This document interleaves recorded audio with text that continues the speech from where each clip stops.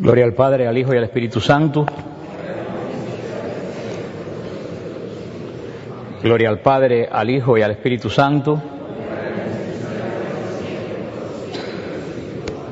Gloria al Padre, al Hijo y al Espíritu Santo.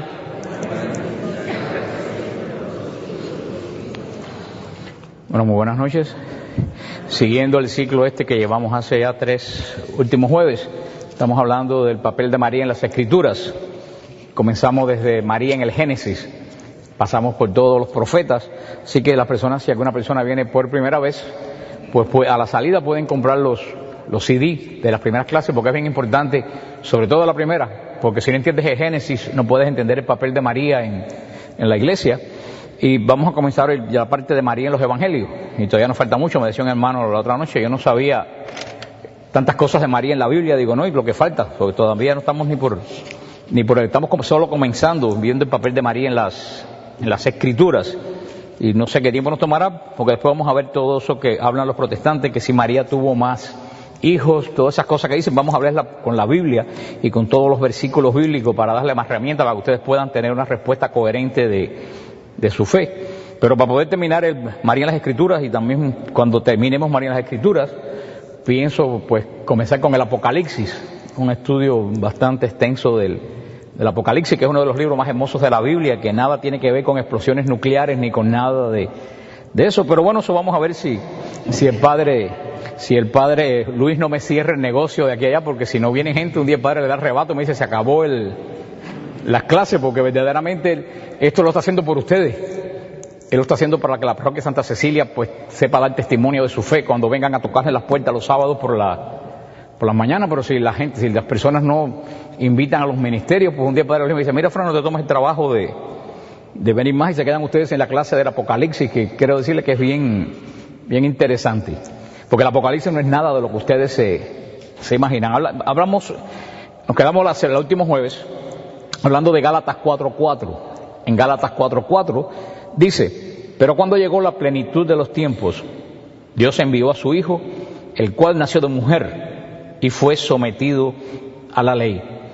Con estas palabras, Pablo introduce la encarnación. La encarnación es el hecho más importante que ha ocurrido en toda la historia de la humanidad. Yo creo que la Iglesia no le ha dado demasiado énfasis a la fiesta de la encarnación. Yo creo que el 25 de marzo debía ser un día de precepto, porque sin encarnación no hay redención, y sin encarnación no hay resurrección. Yo cuando voy a Nazaret, nosotros siempre rezamos el Ángelus de rodillas, porque en esa tierra es donde Dios se escondió en el vientre de una virgen nazarena. Y San Pablo lo dice muy hermosamente, cuando llegó la plenitud de los tiempos, el cosmos, todo, el kairos, todo el tiempo que existe en el mundo, la plenitud de los tiempos. ¿Qué es lo que quiere decir la plenitud? Plenitud quiere decir que ya todo estaba preparado, no faltaba absolutamente nada. Y hemos visto a través de los estudios que hemos hecho cómo el Señor se formó su pueblo, llamó a Abraham, y de Abraham nació la simiente de Israel, como a través del patriarca Jacob, con los 12 hijos de Jacob, se formaron las tribus, la nación de Israel, cómo Dios le dio reyes a Israel, cómo Dios le dio la ley, profetas a Israel. Israel era una nación establecida, dice San Pablo, pero no había llegado a la plenitud de los tiempos. Dice San Pablo, ¿cuándo llegó la plenitud de los tiempos? Ya había nación, ya había pueblo, ya había libros, ya había escritura. Lo único que faltaba era la promesa cumplida de Dios en Génesis 3:15. Si se recuerdan, cuando estudiamos Génesis 3:15, la gran promesa dice, enemistad entre ti y la mujer, entre tu descendencia y la suya. O sea, enemistad entre Dios y la mujer, entre el demonio y la mujer, entre los descendientes del demonio y los descendientes de la mujer. Esa es la protoprofecía, Génesis 3:15, enemistad entre ti y la, ¿qué palabra? Mujer. Por eso dice Pablo, cuando llegó la plenitud de los tiempos, Dios envió a su Hijo, el cual nació de mujer. Para nosotros que no sabemos el lenguaje bíblico, cuando San Pablo dice que nació de mujer, nos dice, vaya noticia que da San Pablo, que nació de mujer. ¿Y de dónde nacemos todos? De mujer. Eso no es ninguna noticia.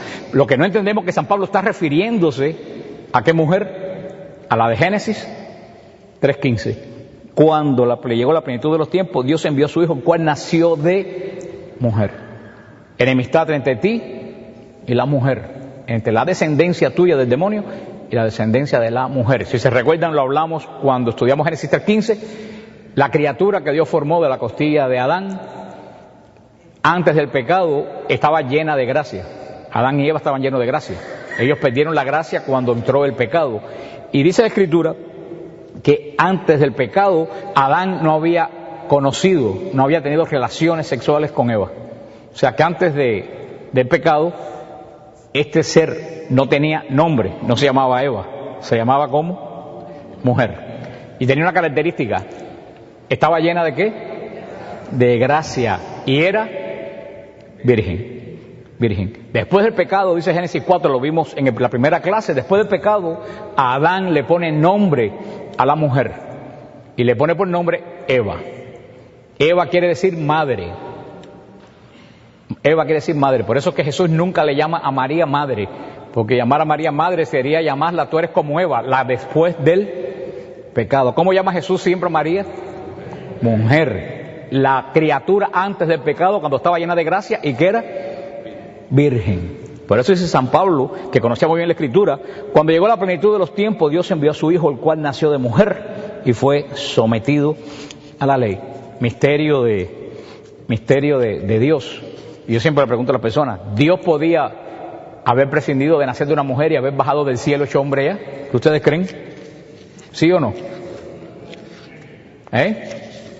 Sí, por supuesto que sí. Eres todopoderoso, podía haber bajado del Sinaí hecho hombre, haber redimido al mundo.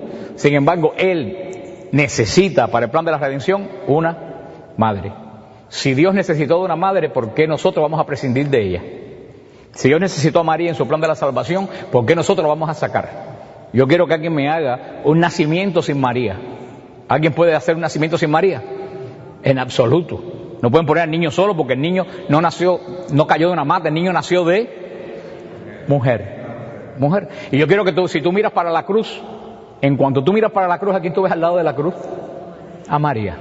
Tú no puedes hablar de la redención sin María. No sé por qué hay hermanos que se empeñan en quitar a María del plan de la redención. Este es el misterio de Dios, como Dios todopoderoso, el Dios que no cabe en el universo, el Dios que maneja el cosmos, se metió en el vientre de una virgen. Esos son de los grandes misterios de Dios. La kenosis que habla San Pablo, dice, se anonadó, dejó todas sus características, sus condiciones, su honra divina, para hacerse uno semejante a nosotros, menos en el pecado. Y todo eso ocurre, ¿dónde? En el vientre de una virgen nazarena, de María de Nazaret, que ahora por primera vez en San Lucas 1:26 se nos dice el nombre. Hasta ahora recuérdense que no se nos decía nombre, nos decía la mujer, la virgen concibe y pare, va a decir el profeta. Vimos cuando el profeta, hablamos esa profecía, Miqueas decía, hasta que venga aquella de la cual ha de nacer. Pero ya en el Evangelio de San Lucas, y yo les decía anteriormente, en el mes anterior, yo les decía a ustedes que una de las características, y se los recuerdo porque hay que repetir las cosas para que las personas no se lo olviden, que una de las características cuando se fijó el canon de los evangelios, porque habían 20 y tantos evangelios dando vueltas por las primeras comunidades, cuando la iglesia, después del triunfo del cristianismo, se reunió en el concilio de Cartago y en el concilio de Roma para definir las escrituras. Entre tantos evangelios que habían, la iglesia se fijó en tres criterios para escoger cuáles libros eran los libros del verdadero. Primero, que fueran escritos por los apóstoles. Esa es la primera característica. Segundo, que estuvieran en la iglesia desde el siglo I. Y tercero, que se hubieran usado siempre en la liturgia. O sea, tres características. Primero, que fueran escritos por ¿quiénes? Por los apóstoles. Segundo, que estuvieran en la iglesia del mismísimo siglo I. Y tercero, que se usaran en la liturgia. Si no tenían esas características, eran libros apócrifos, eran libros falsos escritos por las herejías. Por eso la iglesia deja solamente los cuatro, inspirado por el Espíritu Santo, deja los cuatro evangelios: Mateo, Lucas, Marcos y Juan. Por eso yo me asombro hoy en día cuando aparecen algunos teólogos católicos a decir, no, los evangelios los escribieron en el siglo II una comunidad que hizo una reflexión y escribió. Digo yo, pero venga, ¿cómo? Si entonces los evangelios los escribió una comunidad cristiana en el siglo II, entonces el evangelio de San Judas sería bueno también, porque fue escrito en el siglo II. La característica de los evangelios canónicos es que no fueron escritos en el siglo II. ¿Provienen desde cuándo? Desde el siglo I. ¿Y fueron escritos por quién? Por los mismísimos apóstoles. ¿Cuántos apóstoles escribieron? Dos. Dos apóstoles eran Mateo y Juan. Y ustedes dicen, bueno, ¿y cómo otros dos evangelios se colaron en el canon? Porque apóstoles hay dos, Mateo y Juan. Marcos va a escribir. Marcos era, podríamos decir, como el asistente de San Pedro. Marcos, a pesar que estuvo en la pasión, y nos lo mienta también el evangelio, cuando Marcos estaba, un muchacho que seguía a Jesús de lejos, a pesar que estaba ahí, Marcos escribió los recuerdos de San Pedro de la vida de Cristo. Por eso podemos decir que el evangelio de Marcos se escribe a los romanos, porque el evangelio de Marcos, podemos decir, es el evangelio de ¿quién? De Pedro. Pero San Lucas no conoció a Cristo. Pues no sabemos si conoció a algún apóstol. Sabemos que conoció a Pablo, pero no a los de los 12 apóstoles. San Lucas era griego. Entonces uno dice, bueno, ¿cómo San Lucas está en el canon de los 4 evangelios? Y la característica nos la da San Lucas en el capítulo 1 de su evangelio, versículo 1. Dice, varias personas han tratado de narrar las cosas que pasaron entre nosotros a partir de los datos que nos entregaron aquellos que vieron y fueron testigos desde el principio y se han hecho servidores de la palabra. Dice Lucas que él fue a Israel y entrevistó a la gente que fueron testigos, que vieron la historia de Jesús. ¿Desde cuándo? Desde el principio. Para que tengan claro, ¿desde cuándo? Desde el principio. Y que son servidores de la palabra. El Evangelio de San Lucas comienza con la anunciación del ángel a María. Y dice San Lucas que entrevistó a las personas que fueron testigos. ¿Desde cuándo?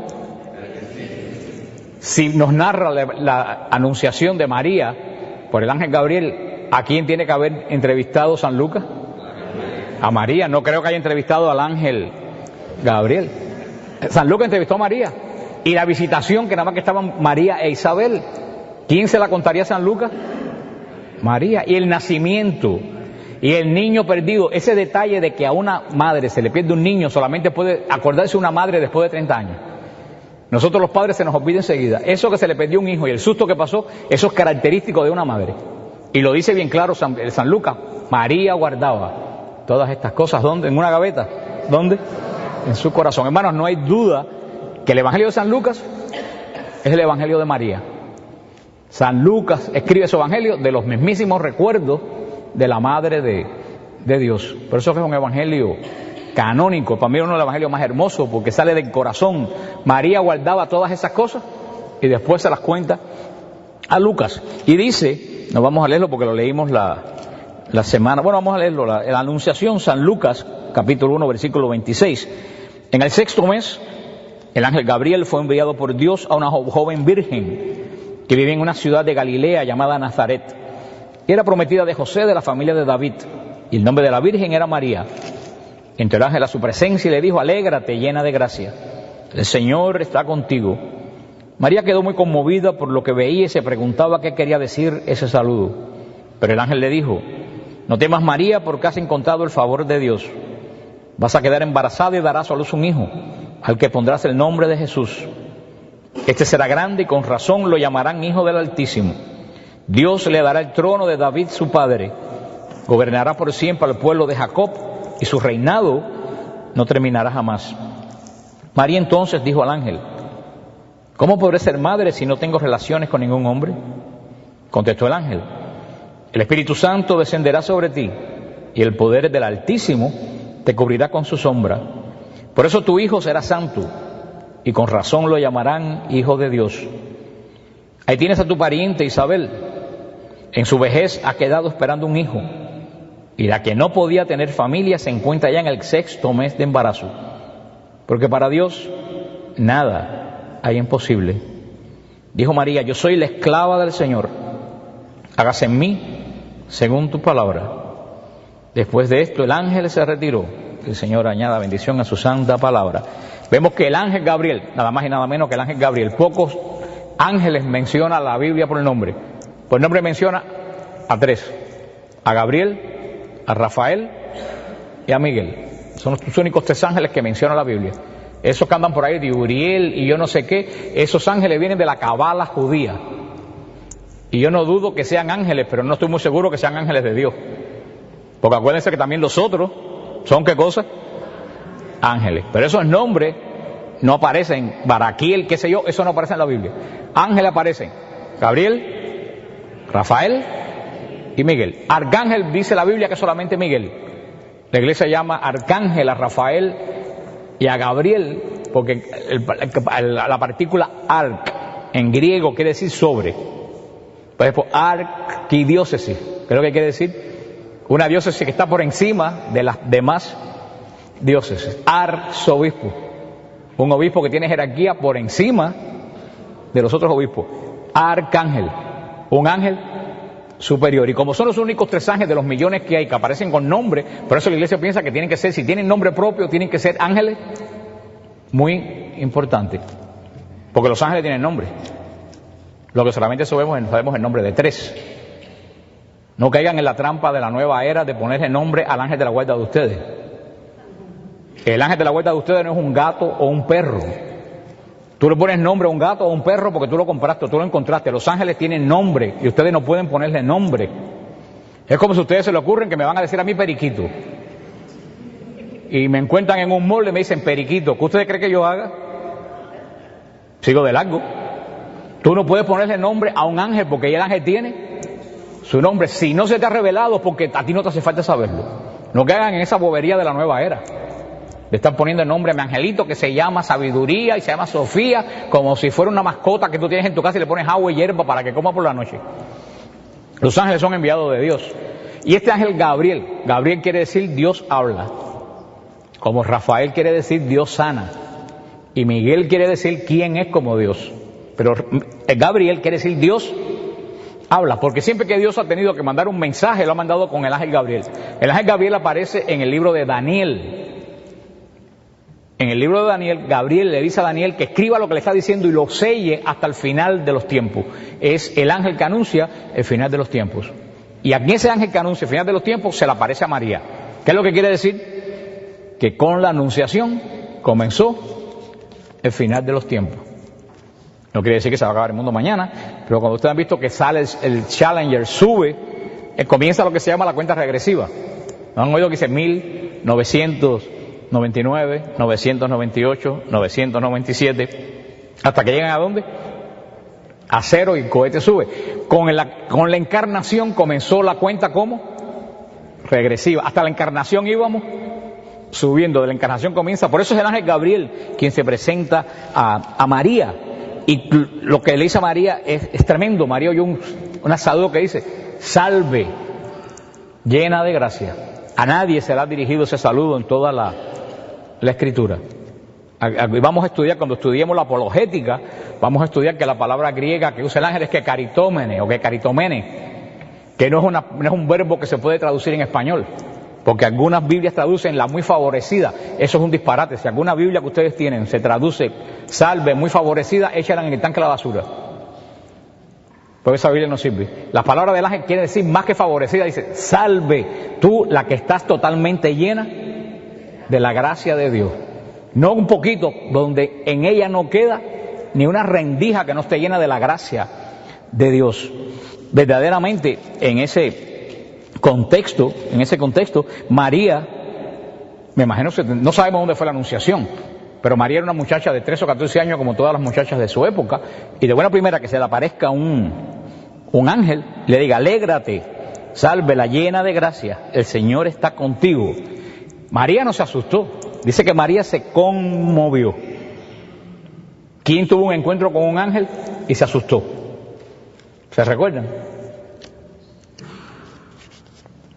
Van a tener que venir, padre, va a haber que dar más clase de Biblia por aquí. No, Magdalena fue después, pero Magdalena se asustó. Hubo alguien que, ¿sabes? Le voy a dar un dato más. Hubo alguien que tuvo un encuentro con un ángel y se asustó y se quedó mudo. Zacarías tuvo un encuentro con un ángel y enmudeció del susto que pasó. Primero no lo creyó, primero pensó que alguien se había disfrazado y le estaba dando un chiste. ¿Y cuál era el oficio de Zacarías? Sacerdote. Zacarías no era un cualquiera. Zacarías era uno de los sacerdotes de los 24 turnos sacerdotales que ministraban en el lugar santo de Israel. No era un cualquiera. Sin embargo, Zacarías ve al ángel y se asusta y duda. María ve al ángel y ¿qué hace? Dice que se conmueve. Ay, hermano, como eso tiene mucho que decirnos nosotros, tanto a los sacerdotes como a los laicos que estamos siempre metidos en la iglesia. No por estar metidos en la iglesia estamos más cerca de Dios. Zacarías vivió metido en el templo y aparentemente no tenía la menor idea de qué cosa era el mundo espiritual. Vio un ángel y ¿qué? Se asustó y dudó. Una vez uno de los consejos más grandes que me dio a mí nunca en la vida, una madre canadiense que había en Cuba, la madre Margarita María, que nosotros le decíamos la jicoteíta porque tiene una cabeza muy chiquita. Ella me dijo una vez: no te metas, tú que estás metido siempre en la iglesia, tienes dos opciones: no te metas tanto en la iglesia, o todos los días renueva tu visión espiritual de Dios. Porque cuando uno está metido constantemente en la iglesia, llega un momento que las cosas de Dios se le hacen tan familiares que deja de tener reverencia a Dios. Y por eso vemos que la gente que más grita en la iglesia son la gente de los grupos de oración, y la gente que trabaja en la iglesia son los que más gritan después que se acaba la misa. Porque a lo mejor que con el contacto con lo sacro se pierde la realidad de que estamos en la presencia de Dios. Por eso muchas veces, aunque sea sacerdote, aunque sea diácono, hermano, todos los días hay que renovar nuestra visión espiritual, porque nosotros, el negocio de nosotros, entre comillas, el negocio de nosotros es espiritual. El negocio del mundo, de los médicos, es físico, pero el de nosotros es... Y lo triste es cuando la iglesia se vuelve física, pierde el contacto con nuestra raíz, que es espiritual. Y vemos cómo Zacarías, sacerdote del Altísimo, se queda mudo porque dudó. Y María dice que se conmovió. ¿Sabes lo que quiere decir? Que María tenía ya de alguna forma alguna relación con las cosas espirituales. Para ella no le era extraño el mundo espiritual. Cuando María no se asusta, que se dice que se conmueve.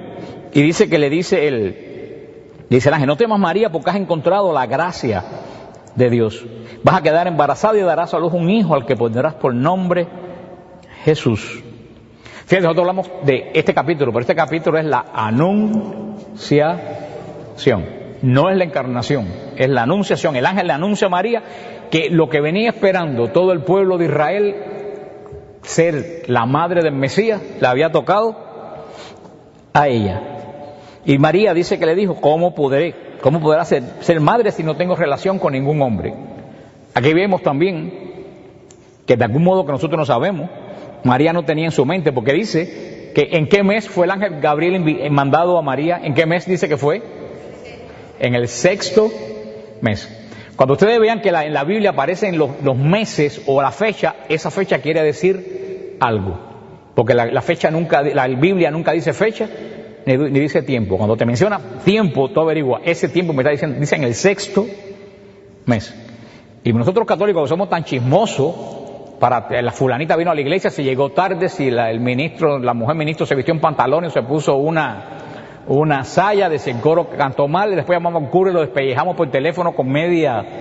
somos que estamos tan chismosos para las cosas de la Biblia, no tenemos curiosidad. Estoy seguro que ustedes nunca se han preguntado en el 6º mes ¿de qué? ¿Alguien sabe en el 6º mes de qué? Es que los desposorios judíos duraban un año. ¿Cómo eran los desposorios judíos? Los desposorios judíos no eran como ahora nosotros. El desposorio judío comenzaba cuando los padres del muchacho iban a casa del padre de la muchacha y arreglaban el matrimonio y daban la dote. Eso se consideraba ya una promesa que no se podía romper bajo ningún concepto, el desposorio.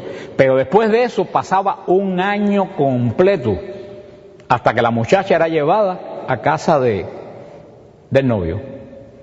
Cuando dicen el 6º mes, quiere decir que en el 6º mes del desposorio de María, que María todavía no convivía con José.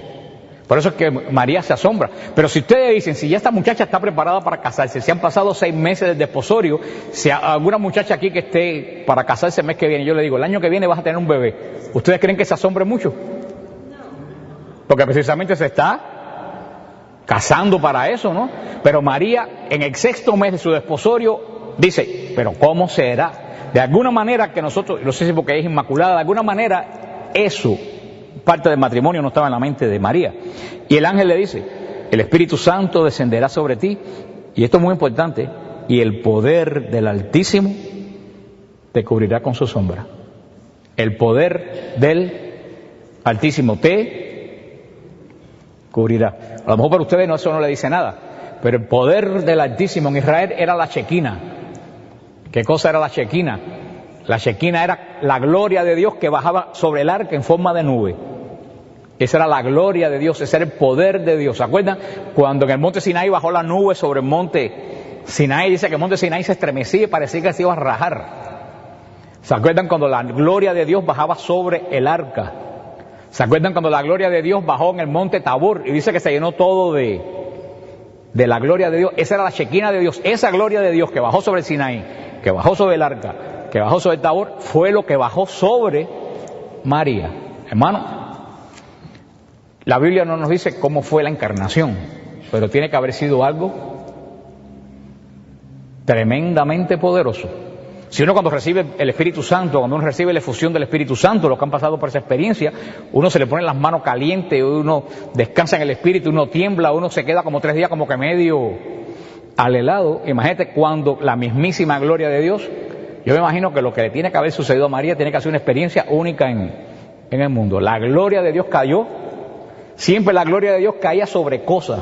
En este momento la gloria de Dios cae sobre una persona con tanto poder que la segunda persona de la Santísima Trinidad se mete en el vientre de esa mujer. Nosotros muchas veces estamos acostumbrados, como le dije, a las cosas santas y no nos podemos pensar que lo que ocurrió en el vientre de esa mujer fue algo verdaderamente de condiciones cósmicas, lo que pasó ahí. Más que el terremoto, más que un tsunami, lo que pasó sobre María cuando la gloria de Dios cayó sobre ella. ¿Tú me vas a decir que esa es una mujer como otra cualquiera? Ha sucedido en el mundo que la gloria de Dios caiga sobre una persona y la segunda persona de Dios se meta en el vientre de esa mujer. No sabemos en qué momento fue la encarnación ni dónde fue la encarnación, solamente el ángel la anuncia. Dice San Jerónimo que los 3 misterios más grandes de la humanidad ocurrieron en vientres. Dice la encarnación en el vientre de María, la natividad en el vientre de la noche. Vientre quiere decir cobijado, y la resurrección en el vientre de la tierra. 3 misterios que la Biblia no dice, porque fueron tan grandes que la Biblia no dice. Y dijo María, bueno, María, le pregunto a María cómo será, le contesta el ángel. Dice el ángel, para mí una palabra más poderosa que hay en el Evangelio, y que ojalá que ustedes nunca se olviden de estas palabras. Para Dios nada hay imposible. Hermano, ¿cuántas veces al día uno tiene que repetirse esa palabra? Cuando te dice tienes un cáncer y no tienes cura, los que no tienen fe se tiran a morir. ¿Qué es lo que debe decir un creyente? Para Dios nada hay imposible. Que pierdes el trabajo y todo el mundo te dice, pero con la base de Dios, con lo mala que está la cosa, te vienes a quedar. O sea, son los amigos de Job. En vez de consolar, hacen lo posible para que te ahorque.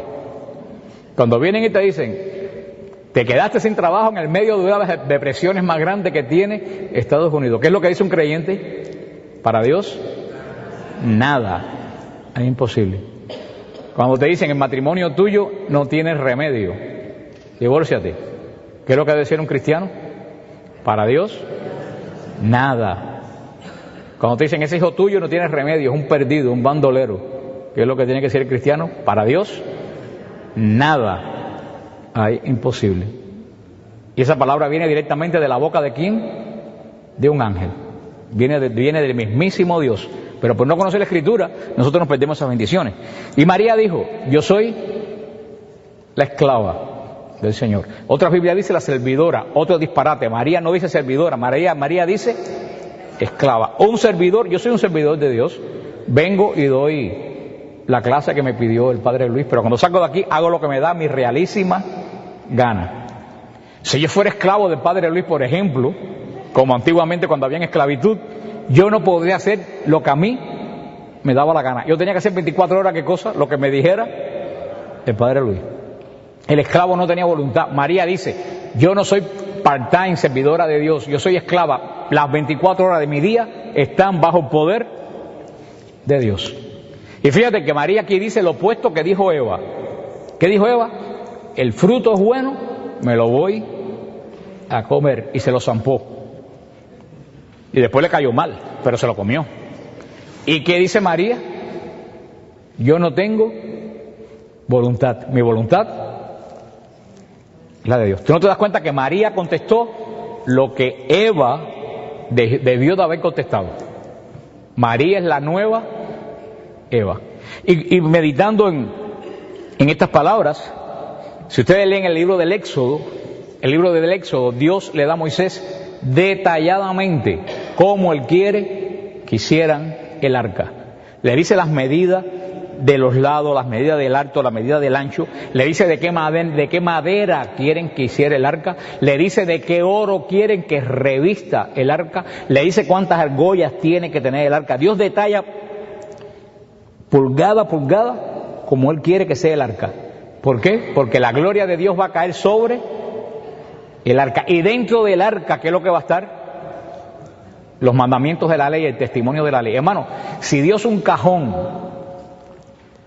para guardar 2 pedazos de piedra lo hizo a su medida, ¿cuánto no tiene que haber hecho Dios a María a su medida?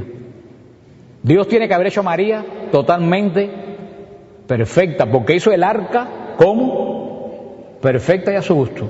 María no es una improvisación de Joaquín y de Ana. María es el plan perfecto de Dios. Si nosotros cuando hacemos los sagrarios, que es lo que los protestantes no entienden, cuando nosotros hacemos las custodias, los sagrarios que contienen al Señor, ¿de qué lo hacemos? De lo mejor que tenemos. Dios tiene que haber hecho el recipiente donde su hijo va a tomar carne de lo mejor que Él encontró. ¿Ustedes entienden eso? Después de eso hizo que el ángel se retiró. A mí me encanta esa parte. Después de estas palabras, el ángel se retiró. Esa palabra dice montones de cosas. El ángel le dijo a María, vas a ser la madre del Mesías, y después le dijo, vaya, arréglatela como pueda. Y María, o sea, todo el mundo diría, María va a ser la madre del Mesías. Todo tiene que habérsele como arreglado. No, María se quedó con una clase de berenjenal, como dicen en mi tierra. Porque María faltaban 6 meses para vivir en la casa de José. Y a María la barriga le empezó a crecer. Y eso no era como aquí, que hoy en día es tanta la asquerosidad que la gente exhibe las barrigas sin casarse como si fuera un galardón en Hollywood. La muchacha en Israel que salía en estado, y más si estaba en el proceso de ese año de tiempo, era matada a pedradas. Para que tú veas, te dices, ay, pero es que Dios no me quiere, mira que a mí las cosas no se me dan. No, si Dios no te quisiera, las cosas se te daban bien. ¿No habrá querido Dios a María? Y el ángel le dijo, vas a concebir al Hijo de Dios y después, va y pásala bien. Y yo creo que María se quedaría y diría, ¿y ahora qué hago? Yo estoy seguro que si María hubiera sido como nosotros, dijeran, bueno, la verdad que yo voy a ayudar a Dios, se lo voy a contar a la persona que más le interesa. ¿Cuál es la persona que más le interesaba el asunto? A José. Entonces María hubiera ido, si hubiera sido como nosotros, mira José, tú sabes que tengo tremenda cosa que decirte. Un ángel me dijo que estaba en estado. Y José hubiera dicho, dime dónde vive ese ángel que lo mato. O si no hubiera ido, se lo hubiera dicho, mamá, qué malo es que se lo dijera a la madre. Mamá, mira lo que me ha pasado, yo soy la madre del Mesías. ¿Qué hizo María? María hizo lo que todo creyente debe hacer. Y apenas la lección de María, cuando uno quiere ayudar a Dios, uno termina enredando los planes de Dios. Sara quiso ayudar los planes de Dios. ¿Se acuerdan Sara, la mujer de Abraham? El ángel le dijo a Sara lo mismo que a María.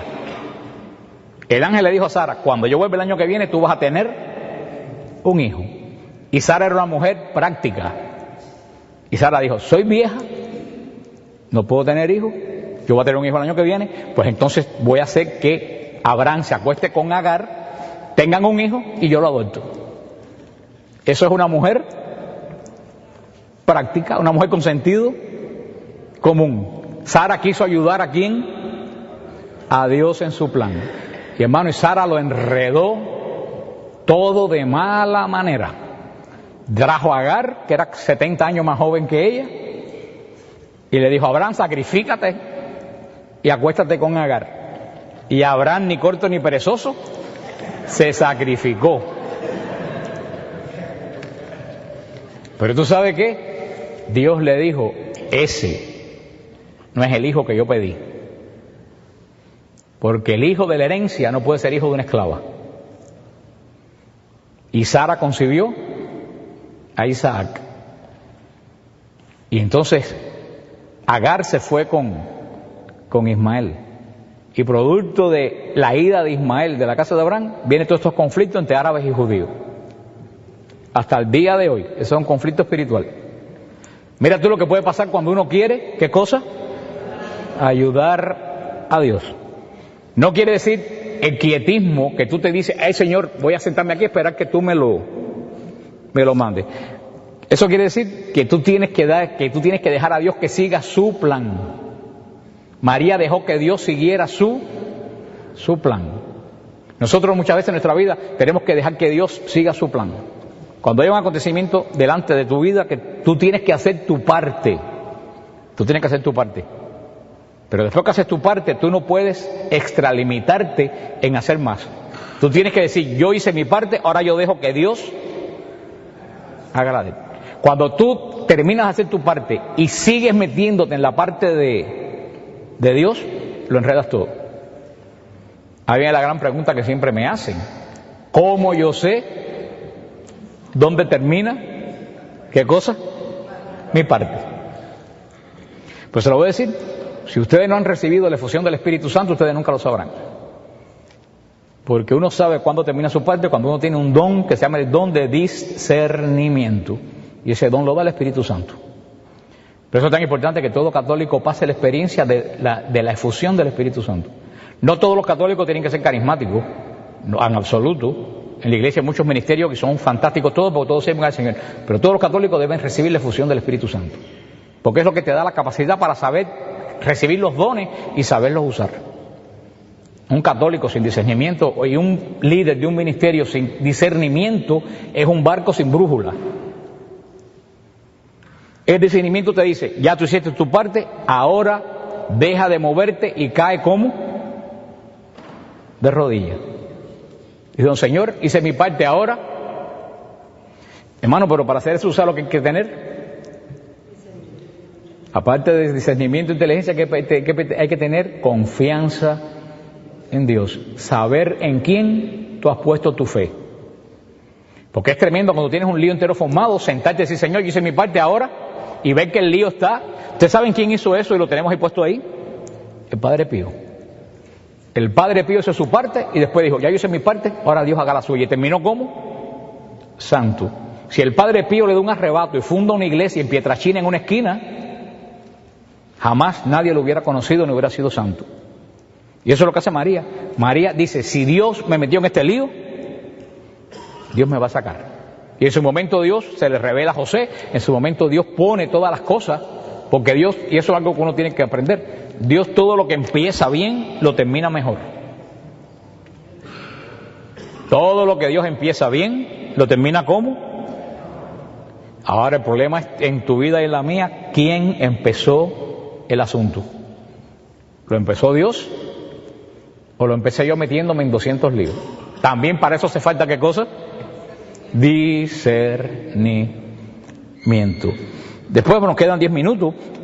Después de esto, dice en el versículo 39: por esos días María partió apresuradamente a una ciudad ubicada en los cerros de Judá. Entró en la casa de Zacarías y saludó a Isabel.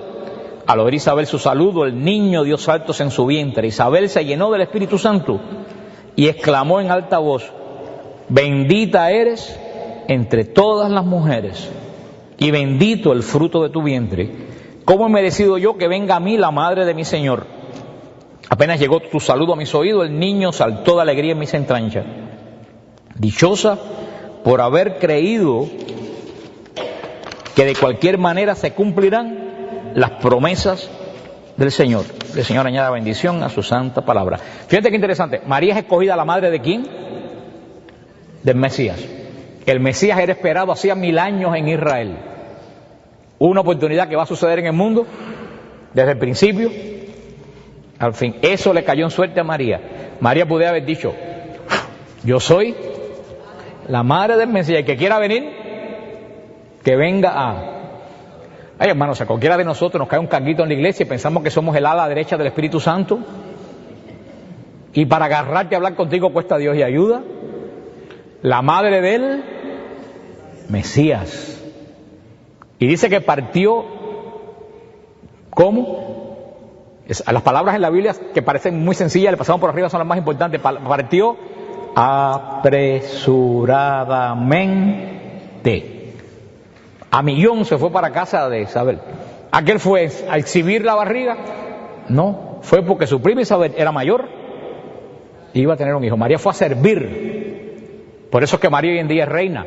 María es reina porque se humilló a ser esclava y servidora de los demás. Bueno, mucha gente de los católicos vamos a estar en los últimos lugares del cielo, no en los primeros. Y bendito sea Dios si logramos colarnos, porque mira que nos gustan los primeros lugares. Los primeros lugares menos en misa, porque en misa nos sentamos en misa y en las charlas de Fran, todo el mundo se siente en el fondo. Pero si yo estuviera aquí y dijera que yo voy a sanar a todo el mundo, la gente estuviera aquí adelante. Y cuando viene un cantante de esos que no canta nada, todo el mundo se faja por los primeros. Pero en la iglesia, por alguna forma que no es humildad, todo el mundo busca los últimos. Yo cuando daba clase de bautismo tenía que ponerme. Y la gente se quedaba así, yo le decía, y así como los bueyes, yo los iba alando para los bancos de... Porque tú veías la iglesia entera vacía y el último banco 10 personas. Pues, hermano, la humildad. María partió, María, esas son las características de María. María es la mujer que siempre está dispuesta a ¿qué? A servir. El que no sirve para servir, no sirve para mandar. A una ciudad ubicada en los cerros de Judá. Nosotros vamos todos los años ahí en Carén, que es el lugar donde María visita a Isabel, uno de los lugares más hermosos de Israel. El lugar es espectacular, pero si ustedes ven la montaña que tuvo que subir María, esa es la única subida difícil que hay en Israel. Ahí donde es el único lugar en el viaje donde las personas mayores no pueden subir, porque es extremadamente difícil. Hay una calle con escalones y todo, pero y ahí hasta allá fue María. Dice que, fíjate qué interesante, cuando María llega a casa de Isabel, ¿qué dice? Al oír Isabel su saludo, el niño dio salto en su vientre e Isabel se llenó de Espíritu Santo. ¿Dice la palabra de Dios que Isabel se llenó del Espíritu Santo porque Jesús entró a su casa? No. Dice, ¿oyó la voz de quién? De María. Ay, hermano. Cuando Simeón se encuentra con María, Simeón se llena de Espíritu. María, pues donde pasa regando. ¿Tú sabes qué cosa? ¿Y por qué ustedes creen que María, pues donde quiera que pasa regando Espíritu Santo? Porque está llena. Si yo cojo un vaso lleno hasta el tope y camino por aquí, ¿qué pasa con el agua que tengo en el vaso? Eso le pasó a María. Pues donde quiera que pase María, la voz de María hizo que Isabel recibiera el Espíritu Santo. Me van a decir que esa mujer es como otra mujer cualquiera. La voz, ni siquiera la presencia. Cuando oye la voz, Isabel se llena de Espíritu Santo y el niño salta. Lo que ustedes no saben que una de las características cuando ungían a los profetas de Israel es que saltaban. Los profetas de Israel, por eso que dicen, desde el vientre el Señor me ungió profeta. Y dice que Isabel llena de Espíritu Santo, ¿qué es lo que dice? Bendita tú entre todas. Hay una cosa que se llama en la Biblia garantía de inerrancia. Garantía de inerrancia quiere decir que cuando una persona está llena del Espíritu Santo, quien habla por boca de la persona es el Espíritu Santo. Bendita tú entre todas las mujeres. A lo mejor ustedes no lo saben, pero en el libro de los jueces, en el libro donde se habla de la jueza Débora, en el monte Tabor, que nosotros también visitamos el monte Tabor cuando vamos a Israel, donde fue la transfiguración, cerca del monte Tabor había un pueblecito donde vivía una doña que se llamaba Yael. ¿Nunca han oído de ese nombre? Yael se llamaba la doña, un nombre que precioso para una niña. Yael se llamaba esta señora, y dice que Sísara era el filisteo enemigo de Israel. Sísara fue derrotado por el ejército de Israel, y Sísara salió huyendo, el general, y se metió en casa de Yael, y le dijo a Yael: dame cobijo. Y Yael dijo: ¿cómo no? Mira, te voy a dar leche caliente y te voy a dar una cama aquí con un jergón bien caliente. Y Sísara, que estaba cansado, se tomó la leche caliente. ¿Y qué pasa cuando los niños le dan leche caliente? Se duermen. Sísara se durmió, se tapó, y Yael cogió una estaca y un martillo y le clavó la estaca en la cabeza. Sencilla la doña. Cuídense de las doñas como Yael. Yael clavó, pero esto es muy importante, esto es profético. Yael clavó la cabeza del enemigo del pueblo de Dios contra el piso. Entonces, cuando Débora, la profetisa, hace el canto de victoria, dice: bendita tú, Yael, entre todas las mujeres que habitan en la tienda, porque tú venciste al enemigo de Israel. Bendita tú entre todas las mujeres que habitan en la tienda. Esa misma palabra le va a decir Isabel a María. Pero ya no tú bendita las que habitan en las tiendas. Bendita tú entre todas las mujeres. Porque María, como Yael, clavó la cabeza del demonio contra el piso. Esas palabras vienen del cántico de Débora. Y dice María: y bendito es el fruto de tu vientre. ¿Cómo he merecido yo que venga a mí la madre de mi Señor?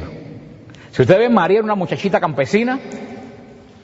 Isabel era la esposa de un sacerdote que ministraba en el lugar santo del templo. Poca gente entraba en su vida en el lugar santo del templo. O sea, quien se tenía que sentir honrada de que la recibieran en su casa es María. María tenía que sentirse honrada de que Isabel la recibiera. Sin embargo, ¿qué dice Isabel? ¿Cuánto honor que a mí venga la madre de quién? Eso lo vamos a ver cuando veamos la apologética. Pero si ustedes tienen su Biblia, ustedes miran ahí, Señor, ¿con qué S está puesta? Con S mayúscula. En Israel, cuando se ponía S mayúscula, solamente se refería a Dios. El original que dice Isabel dice: cuánto honor que la madre de Adonai venga a visitarme. ¿Y quién es Adonai? Ahí por primera vez en la historia llaman a María Madre de Dios. ¿Y quién llama a María Madre de Dios? No, el Espíritu Santo, que habla por boca de Isabel. El Espíritu Santo llama a María Madre de Dios, y eso lo vamos a ver cuando veamos la apologética. María dijo entonces, ¿qué dijo María? ¿Cómo va a ser? ¿Cómo no va a ser si es que Dios tiene buen gusto, por eso que me escogió a mí? María dijo eso. Dijo María: mi alma alaba al Señor y mi espíritu se alegra en el Dios que me salva, porque quiso mirar la condición humilde de su esclava. En adelante todos los hombres me llamarán bienaventurada. En verdad el Todopoderoso ha hecho cosas grandes en mí. Reconozcan que su nombre es santo, que sus favores alcanzan a todos los que le temen y prosiguen en sus hijos. Su brazo llevó a cabo hechos heroicos, arruinó a los soberbios con sus maquinaciones, sacó a los poderosos de su trono y puso en su lugar a los humildes, replegó a los hambrientos de todo lo que es bueno y despidió a los ricos vacíos. De la mano tomó Israel su siervo, demostrándole así su misericordia. Esta fue la promesa hecha a vuestros padres, que se reservaba a Abraham y a sus descendientes para siempre. Fíjate lo que dice el famoso Magnificat, que todos ustedes han oído. Mi alma alaba al Señor. ¿Qué le dice Isabel a María? Bendita tú entre todas las mujeres. ¿Y qué dice María? Mi alma. ¿Sabe lo que quiere decir? Que toda alabanza que tú le das a María, María se la pasa a Dios. María no se queda con ninguna alabanza. María tiene aquí una pereza de no parking. El Papa Pablo VI dijo que el culto sano a María nunca se queda en María. El culto sano a María termina en Jesucristo.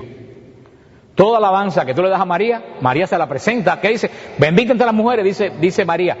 Yo soy grande, no porque yo soy nada, yo soy una sierva. Yo soy grande porque Él en su misericordia puso sus ojos en mí. María sabía bien quién era ella.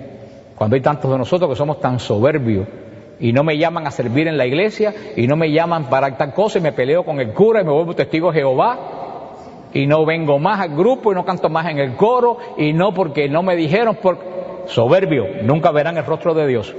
Esa gente está además en la iglesia. El verdadero cristiano sirve. Te ponen a barrer la iglesia, tú barres la iglesia. Es un honor barrer la iglesia. Como decía Santa Teresita, la santidad consiste en hacer lo ordinario extraordinariamente bien. No que todo el mundo querer subirse al altar y leer o cantar en el coro, hermano. Hay gente que se empeña en cantar en el coro y cantan como si fueran pavos. Si tu voz suena como la trompeta de juicio final, ¿por qué tú te empeñas en cantar en un coro? Métete a lectora o a ministro de la Eucaristía. Cada cual tiene que saber, como María, aquel Señor nos llama. Fíjate lo muy importante, ya terminando lo que dice: celebra mi alma, alaba al Señor, y mi espíritu sale en el Dios que me salva. En el Dios que me salva. ¿Por qué estoy repitiendo eso? ¿Cuántos años faltaban para la cruz? 33 años. ¿Y cómo se declara María? Salvada. Nosotros somos salvos por la redención de Cristo, pero María, 33 años, dice: me alegro en el Dios que ya me salvó. Por un misterio que nosotros, así como nosotros hoy nos beneficiamos de la salvación de Cristo 2000 años después. María se benefició de la salvación de Cristo 33 años antes. Si a mí me beneficia después, ¿por qué a María no la va a beneficiar? Y lo dice el Espíritu Santo por boca de María: en el Dios que me salva. Sigue diciendo, dice el último versículo 56, María se quedó cerca de 3 meses con Isabel y después se volvió a su casa. María se quedó, ¿cuánto? Vuelvo a decirle, cuando uno ve fechas en la Biblia, tiene que tener una antena que ¿qué le hace? Tic, tic, tic, tic. Si hay fecha, eso quiere decir algo. ¿Qué quiere decir que María se quedó? 3 meses. 3 meses. En el libro de Samuel, capítulo 6, versículo 11, en el libro de Samuel, capítulo 6, versículo 11, habla del traslado del Arca de la Alianza a Jerusalén. El Arca de la Alianza la llevaban a ponerla en el templo en Jerusalén. Primero la llevaban en una carreta, algo que estaba prohibido. El Arca de la Alianza había que llevarla en procesión. Y la carreta se venía traqueteando y un siervo, Usá, un siervo de David, la quiso aguantar porque se iba a caer. Y cuando el siervo tocó el arca, se cayó muerto. Porque nadie podía tocar el arca. ¿Por qué nadie podía tocar el arca? Porque Dios había hablado encima de ella y la gloria de Dios la había cubierto. El que tocaba el arca se moría. Ahora te vas a decir a mí que José, sabiendo eso, va a tocar a María. Eso es falta de sentido común. Bueno, pues resulta que como David vio que Usá tocó el arca y se murió, David parece que pensó: esta arca es un poco peligrosa y en vez de llevarla a mi casa, se la voy a prestar a Obededón. Parece que a David dijo: si alguien se va a morir, que se muera Obededón. David no era bobo. Y el arca, en vez de ir para casa de David, fue para casa de Obededón.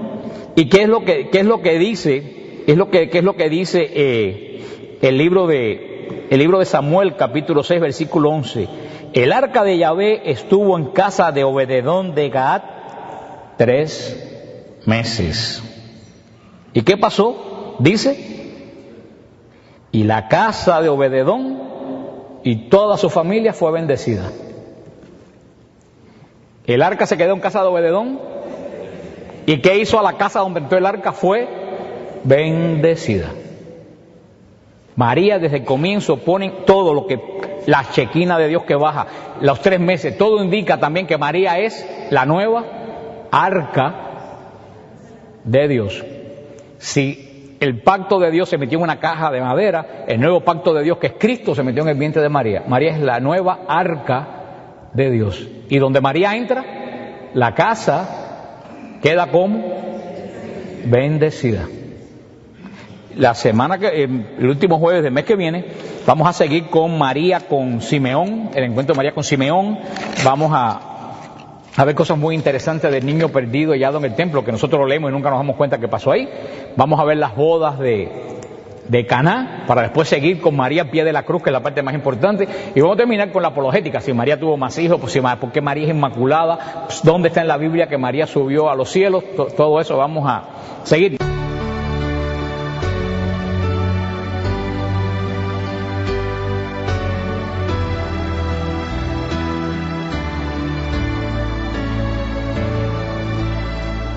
Alma de Cristo, santifícame.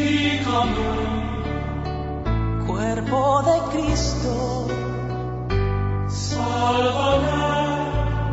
Sangre de Cristo, embriágame. Agua del costado